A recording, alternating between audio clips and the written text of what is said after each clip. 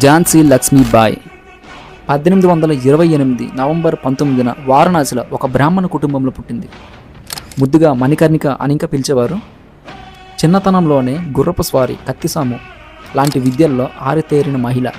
1842లో గంగాధర్రావు అనే వ్యక్తితో ఈమెకు వివాహం అయితే జరిగింది. ఒక అబ్బాయి ఇంకా పుట్టాడు, కానీ ఆ అబ్బాయి 4 నెలలకే చనిపోయాడు. తర్వాత ఆమె దామోదర్రావు అనే అబ్బాయిని దత్తత తీసుకుంది. 1853లో తన భర్త అయినటువంటి గంగాధర్రావు ఇంకా మరణించాడు. ఆ సమయంలో భారత గవర్నర్ ఒక చట్టాన్ని అయితే అమలులోనికి తీసుకొచ్చారు. అది దత్తపుత్రుడికి వారసుడిగా అనుమతించరాదు. ఝాన్సీ లక్ష్మీబాయిని బ్రిటిష్ రాజ్యంలో కలపాలని చాలామంది ప్రయత్నించారు.